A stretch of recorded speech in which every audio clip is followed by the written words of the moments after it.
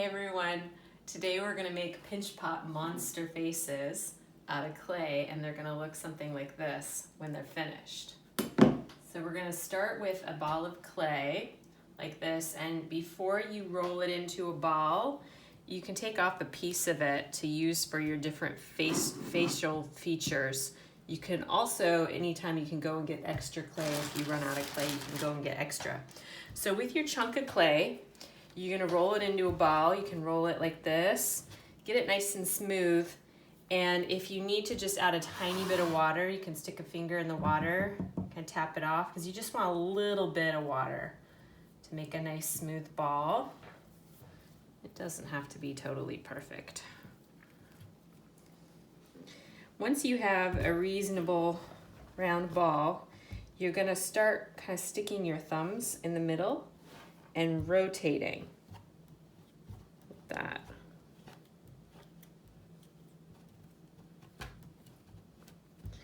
If your clay starts to crack, you can add little bits of extra water to it like that.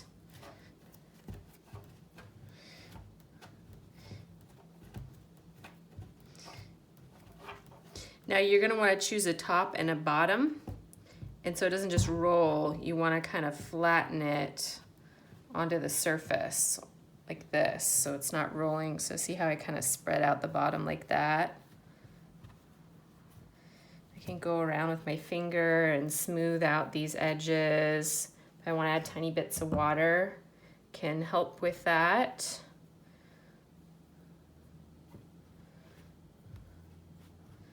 Okay, next I'm going to start thinking about what features I want to add to my pinch pot monster face. I'm thinking eyeballs be a good idea. There's a couple different ways you can do eyeballs. If you want to roll out a slab of clay and cut out your eyes, you can do it that way. So that's how I did mine right here. So I could start with kind of a flat bottom and make them round on top like that. And then I have an eyeball will fit on there. So before I do, I'm gonna get it a little bit wet and make it look nice. And I might also carve out some features of my eyeball. Maybe I'll do a circle. That.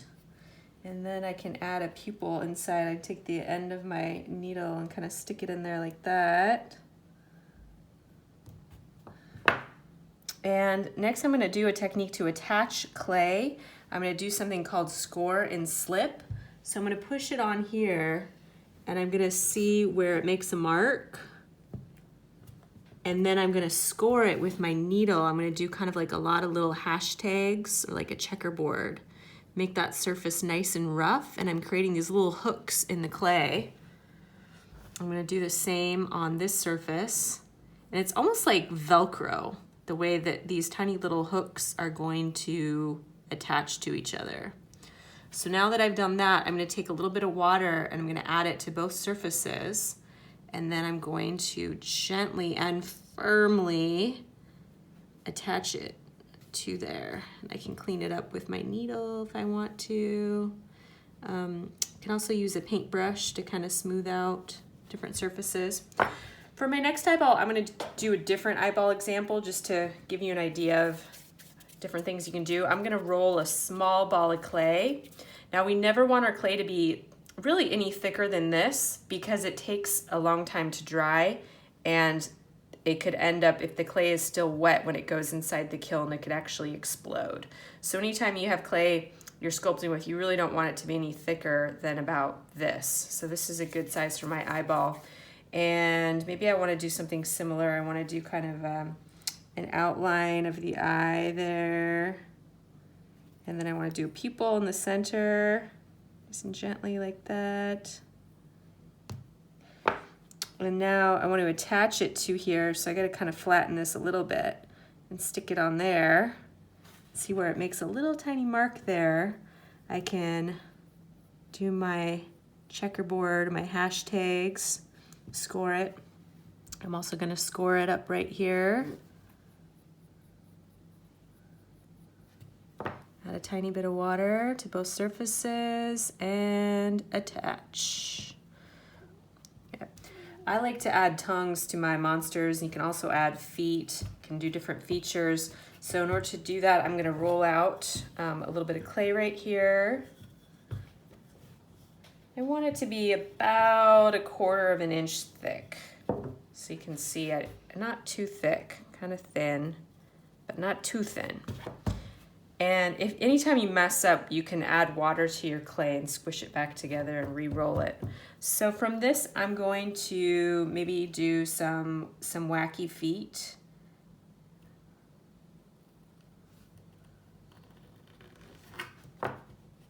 They're gonna go underneath my monster creature. So kind of be like that. And I'm going to score the bottom of it right here.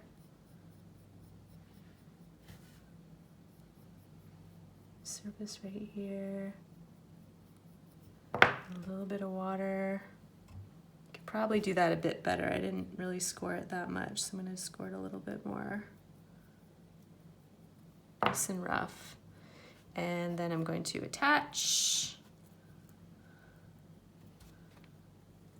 After I add my feet, I can shape them. I can make little toe marks if I want. Cutting into the clay.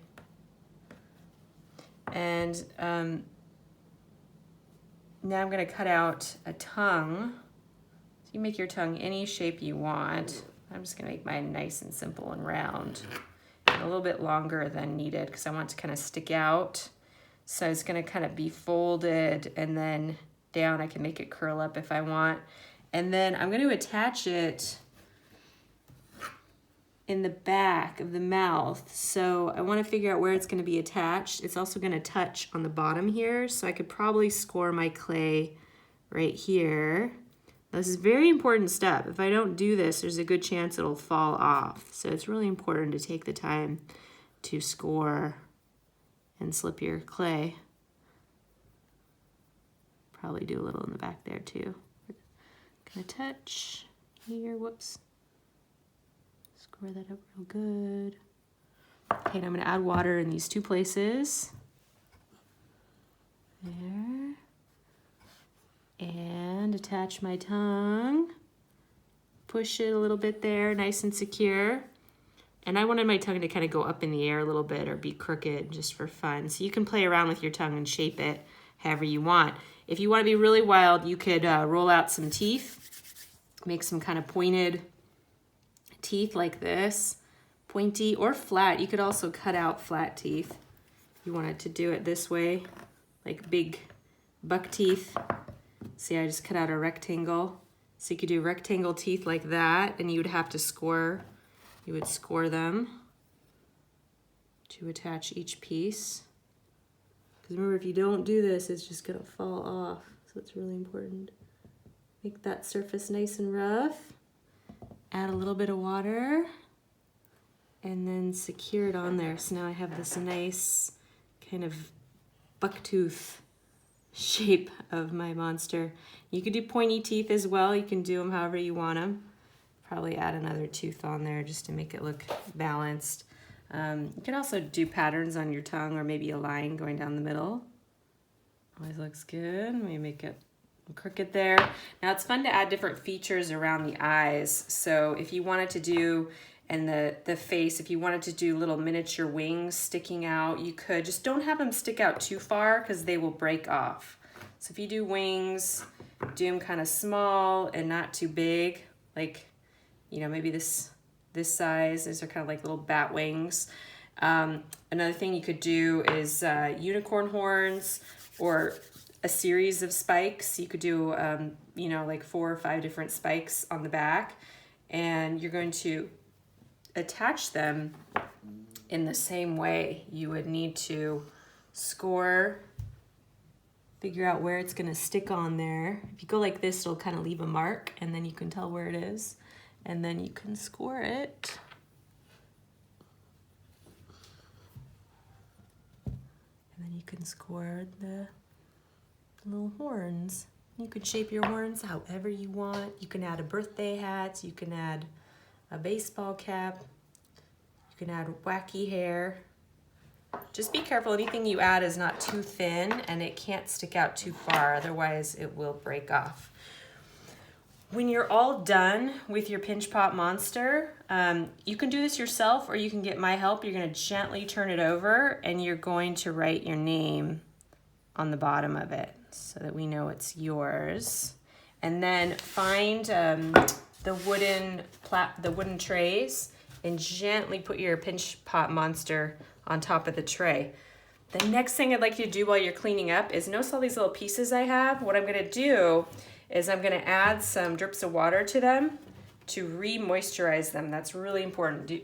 Add moisture, and then I'm gonna roll them together in a ball. If you have little tiny dry crumbs, don't go like this, because those crumbs, we just wanna throw them away. They're too dry. But these nice wet pieces, they can put back inside the bag. If it's really dry, just throw it away. The next thing I want you to do is take your canvas like this with both hands and then walk across the room to the garbage and shake it out over the garbage. Then you can put it back, and I'm just gonna pretend I did that. And then you can clean up your area and work on another project. Thank you.